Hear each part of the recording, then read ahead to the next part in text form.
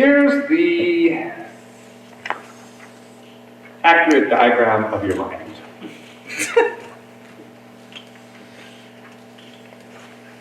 To scale. To scale. This is when you're 0 to 5 years old. You have this mind, and in here is the critical factor mechanism of your mind. You can write out critical factor before, so that you know what I'm talking about later. Critical factor, okay? The critical factor part of your mind is responsible for things like your heartbeat, and your breathing, and your blinking, and this is a real nice feature to have so that you don't have to stay up all night making sure your heart doesn't stop beating. It just kind of does it on its own. It's a pretty cool feature. If you were selling the human body, this would be a feature you'd mention. Here is the subconscious. The subconscious part of our mind in 0 to 5 years old is a part of the mind where we begin to record different types of experiences. For example, you're 3 years old, put your hand on the hot stove, pull your hand back, oh, that's hot. Gets recorded as a negative experience. And a couple other things happen, negative experiences, that's fine. A couple other warm experiences, you get a new puppy, a few other things happen, this is so wonderful. So it starts to imprint positive and negative experiences in the subconscious mind. The feeling mind. The subconscious mind is the feeling mind. As we get older,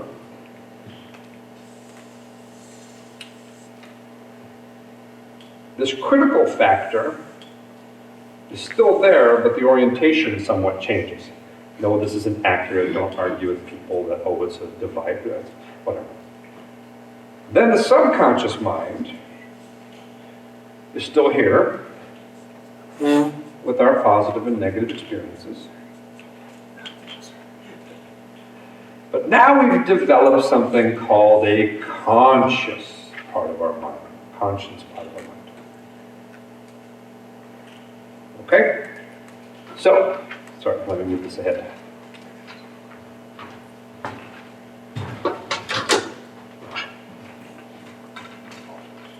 Okay. Good, everyone okay? All right, so we have the conscious part of the mind. The conscious part of the mind is the development that begins to, 5 to whatever, which is not true, it's probably quite a bit younger, but for the most part, doesn't matter. We start to cognitively think. The conscious mind starts to become active, and its job is to try to direct our behaviors towards more positive and less negative. Your mind and body want to do what's good for you. Now, that's not always the case. Sometimes it thinks it's doing the right thing, but it's not the right thing. This is where we begin to get some mix-ups. So the conscious mind now has the ability to critically think, but it can only critically think based on the responses in the subconscious mind. Okay, so you learn 2 plus 2 equals 4, 2 plus 4 equals 6. You know what 5 means? The conscious mind was 2 2 is 4, 2 4 is 6, 2 plus 3 must be 5. You can kind of analytically think. You can compute. So the conscious mind is using references to what's happening in the subconscious. Okay, so as we continue to do and move towards these things now, towards these positive experiences, now ideas are calculated and based upon the experiences here. And the subconscious mind is always driving towards positive, and it can associate. That's a cool feature that we have. The association is a cool feature. Hand on the hot stove, it's burnt, ooh, that's hot. You go near the fireplace, you feel the heat, the mind goes, ooh, that's not a good idea, let's pull the hand away. You don't have to touch the fireplace to realize that it's hot, because the information you got from the stovetop was good enough. It associates the ideas and the behaviors and begins to do what's best for you. All right, so everyone has a different set of experiences here. So Brad, when he was a kid, he went to the beach with his dad, and they had a great time. They brought a cooler, and they had some ice cream, and it was the sunshine and the beach, and he loves that. And it's a memory he has of him and his dad, and he loves ice cream, and he loves it a little too much, and it's just a wonderful experience. How'd I know? Blair, on the other hand, at the same age when he's a kid, goes to the beach. They bring the cooler, but the cooler stays a little too long in the sun. The milk goes bad. He has the ice cream, pukes up. It's disgusting. And he remembers the taste of that and feeling of that. And for the rest of his life, I don't do ice cream. He hasn't tried it really again. He's not interested in trying it again. The smell brings back those memories, and it goes into the negative experience, and the mind goes, we don't like that. Okay, well, how powerful would that be? You all have your own tequila story. Same idea. I can't do tequila. Why? Because you drank it when you were 18. In your life now, you're 38 or 48 or 58, and you still carry that. I can't do tequila. I'm sure that if you had a sip of tequila, you'd be fine. But we create these experiences, and then our lives seem to be governed by what these experiences are. Okay? So, the conscious mind can accept some ideas, but the critical factor now decides if information comes through or not. The critical factor is kind of like your barrier, the watchdog. It's the watchdog that will decide if ideas are going to go into the mind or not. So I say to Jimbo, I say, nice yellow shirt you got on. So the idea comes in through the conscious, and then as it gets to the critical factor, it needs to make a decision. So it goes into and this happens in fractions of seconds, it goes into the memory bank, and it says, okay, my preschool teacher, kindergarten teacher, and my mom all taught me that the color I'm wearing is not yellow. It is a coral. Good with pink. All right. I don't know what it is. Coral. So he realizes, okay, well that's not, and those are all things that I've learned, and now his reality and facts are being checked. And he says, no, this isn't yellow. So then the critical factor part of the mind turns the idea away, and the conscious mind says, okay, this Savard guy is either blind, colorblind, or not all there, a little kooky. The idea doesn't get accepted, and he shrugs it off and laughs, and he's like, oh wow. But yet if I said, I like the salt and pepper in your beard and your hair, you look distinguished, and the glasses really will look nice on your face, and frames your face nicely, I like your look. So then the idea comes into the conscious, the critical factor goes, he just paid me a bunch of compliments. Seems like an all right guy. He seems to be sincere with those compliments. It makes me feel good. Do we like compliments? Yeah, these are good positives. And the idea goes into his feeling mind. And then those feelings go, oh, thanks, man. Appreciate it. And then he says, do you want to hang out? Want to go for a coffee? He wants to hear more of those things. So we build a friendship. And that idea gets accepted.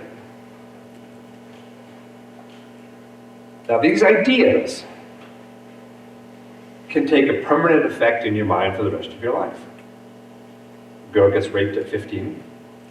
Any type of sexual advancements of any type of sexuality in nature, immediately she closes up, and those feelings and those emotions are being violated or raped, and now she has years and years of problems, and the issues just won't go away. Intimacy issues because of the first experience. The first experience with anything usually imprints. Now, are you caught with that programming? Are you a done deal? Yep, you're screwed. Absolutely screwed. Unless you're aware of the 5 things that change the subconscious mind. Okay, so we want to get in here and change the negative to a positive. Now here's the problem. Gil had a session with a hypnotized person where he was a stammerer. He would stammer and stutter. And we watched this session, and the guy would, every time you get into a nervous situation, he would start stuttering, and you couldn't get the words out. Back into hypnosis, transforming therapy. When was the first time you had those feelings? When I was a child. Where are you? He's describing the situation. I have my hand on my pants. 7 years old. I have my hand on my pants. He stuttered for 50 years or something like that. I'm playing with myself. Well, what's happening around you? My mom caught me. She said, stop doing that or else I'll cut it off. Go back to another situation. I'm playing with myself. What happened? Oh, my mom caught me again. Go back to this. I'm at the doctor's office. What's giving you an idea of what's happening around you? He's crying hysterically in hypnosis. Well, what's happening? They're going to cut it off. Who's going to cut it off? The doctor. He told me to pull down my pants, and they're going to cut it off. And apparently the doctor said, well, you're not going to do that anymore. You'll learn your lesson, right? Scare him. That was the tactic that him and the doctor and the mom used. Stop him from playing with himself. He's a 7-year-old boy, has a hand in his pants. He's just checking things out. Seeing how it works. And the mom doesn't want him to do this, so agrees with the family doctor. The doctor says, bring him in, we'll threaten to cut it off, that'll scare him. He won't do it again. And that moment was so terrifying that when he got into that situation, he couldn't talk. Are you going to do that again? No. Couldn't even get the words out. Anytime he would now have an association with some type of anxiety moment, immediately the nervous system will go through that process. And that's why he began to stutter. Didn't stutter in hypnosis. Once they're hypnotized and relaxed, no stutter. So then a resolution needs to happen. You can rewrite this subconscious by saying, oh, you're not going to stutter anymore, everything's going to be back to normal. And that works, and works pretty good and effectively. But I believe that it's not as effective as providing some type of resolution. Well, what do I mean by resolution? So we take the issues and we do something in therapy. I'm teaching hypnotherapy now. We get into transforming therapy. Transforming therapy goes back to an initial sensitizing event, talking about these issues and these situations, then Gestalt dialoguing. Gestalt dialoguing was created by Fritz Perls, and Fritz Perls used a Gestalt technique and would put the issue or the problem of the antagonist in a chair across from you and say what you need to say to that individual. Okay, so talk to the doctor, talk to your mother, and he's having a conversation with his mother. Why did you do that? And she, well, I thought that was the best thing for you at the time. Well, the doctor, and we said that this and that. I didn't know, I thought I was doing the right thing. And then, okay. All right, then the resolution comes. Do you think that your mother was trying to actually harm you and harm you for the rest of your life? No. Do you believe that she loved you? Yeah. Then tell her that, Mom, I love you. What does the mom say? The mom says, I love you too, son. I would never have done something like that for you. And it becomes a misconception and a misunderstanding, rather. A misunderstanding. And then we speak to this mind because this mind is a 0 to 5-year-old mind. As you get older, it doesn't mature, really, because it's an emotion-feeling mind. It doesn't rationally think. You could be 30, 50, 60, 80 years old, and it carries programming and doesn't have rational thought process behind it. So, a resolution happens. Is that any way for a grown man to be handling a situation like this 50 years later? No. Are you ready to let that go? Yeah. Are you ready to be calm and cool when a situation of anxiety happens and you can speak your words eloquently, clearly, and easily? Yes, yes, and yes. Eyes open, wide awake, out the door, no more stuttering. Incredible. Incredible. How does this happen? 5 ways to rewrite the subconscious mind. First, you want to write this on your left page. 5 ways to rewrite the subconscious mind.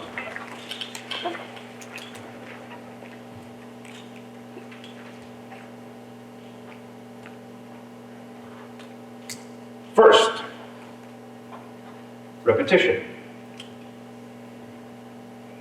Repetition. Repetition. Repetition. Okay. If you repeat something, a behavior, an idea, a thought, a word, enough, it becomes ingrained into your subconscious. Your mother says, "You're so stupid," all throughout growing up. What do you think begins to happen? You begin to play out that prophecy. Like Forrest Gump said, stupid is as stupid does. Next, number 2. Identifying with a group or parent. That can rewrite the subconscious mind. You buy a Mercedes-Benz because it has really good brakes and braking? No, you buy a Mercedes-Benz because the doctor down the street's got one. You want to identify and be part of that group. Or, no matter how old you are, you always identify with your parents. You always want to please your parents. We always let the parents rewrite our subconscious mind. I'm victim to it too. I just did it. I just bought a new house at the end of, we moved in before Halloween. Just bought a new house, and I'm calling my dad. Yeah, well, and he lives in Alberta, Canada, in a town that has nothing to do with Las Vegas market. And I'm like, well, it's this many square feet, and it's this price, and I'm thinking this, and it's got this in the community, and I'm looking for acceptance from my dad. He doesn't know anything about real estate in Las Vegas. Absolutely nothing. But I want to hear him say, oh yeah, that sounds good. Yeah, no, that sounds like a great idea. Good purchase. Yeah, that sounds, yeah, I think we're going to buy it. We're going to put an offer on it. We want that acceptance. All right? So identify with a group of parent. Or if I would have said, I think this house, and my dad goes, no, I don't think it would work because it doesn't seem like your personality for this and this and this. Even if it might not have any rational thought behind it, it's going to affect me. Because it's my dad. It's my dad. The very first people in your life that they're smarter than you are your parents. They taught you everything. That's ingrained. No matter how old you are, we'll still listen to them. Even though now they're crazy, and you would never live your life the way they do. You can't even realize that they function. They kept you alive. Number 3. Person in a position of power. Dennis alluded to this earlier when he was talking about politics, government, person in a position of power. About the attorney.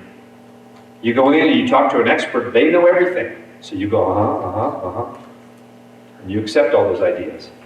The power of a lab coat.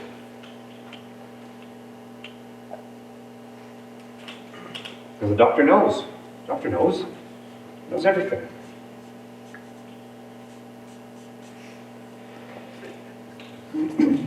Number 4. Intense emotion. Intense emotion overrules the subconscious mind. All right? You know that murder is not acceptable, and you know that it's wrong, but a guy comes home and finds his wife in bed with another man, he shoots everybody and shoots himself. There is no rational thinking happening at that moment. That's all emotion. And in some type of intense emotion can rewrite the subconscious mind. Okay, let's go back to the rape story we were talking about. First time you have sex, a wonderful experience, respectful. The guy was a wonderful gentleman, and you were kids, but you were 17 or 18, and it was prom, and a great long relationship, and then, a couple of good long relationships, and then you get raped at 30. You don't go back to the original programming and go, well, that was one time. Sex is wonderful now, and you get back into the sexual relationships. No, and there's some issues that you're going to carry with, because that intense emotion can overwrite an experience. Okay, good and bad. All right? And the last one. Anybody other than my past students want to take a crack at the last one?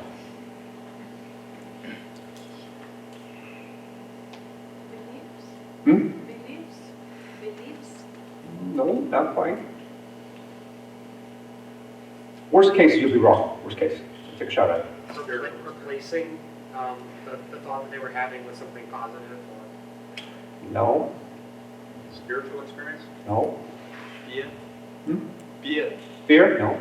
Those are all intense emotions. They'll fall under the emotions category. Education. Education? No.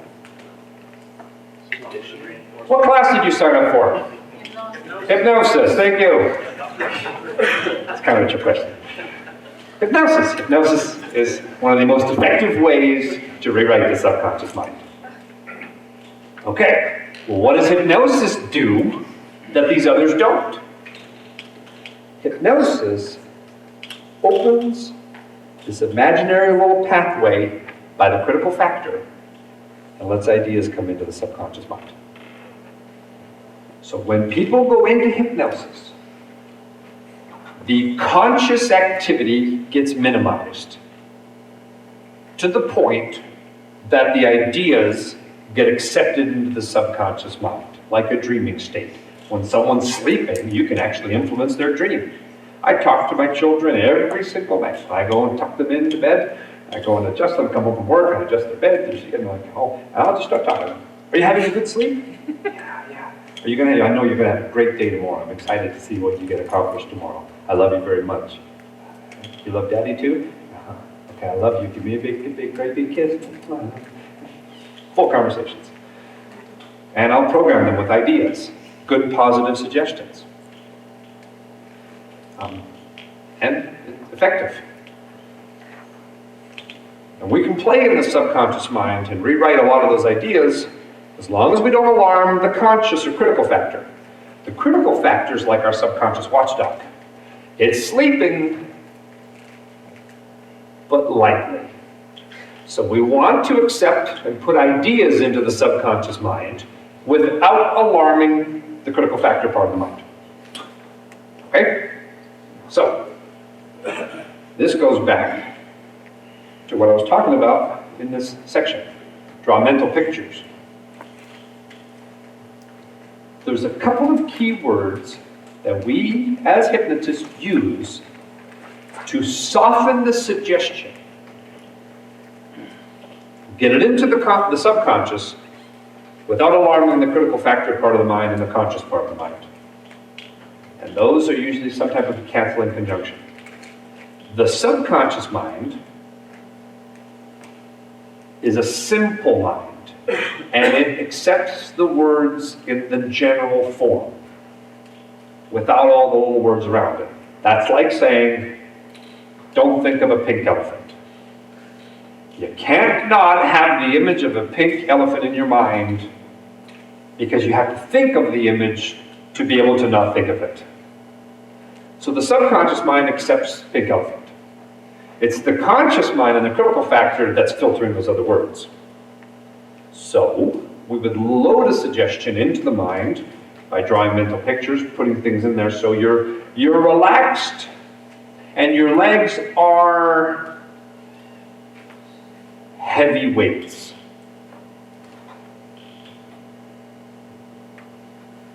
Your legs are heavy weights.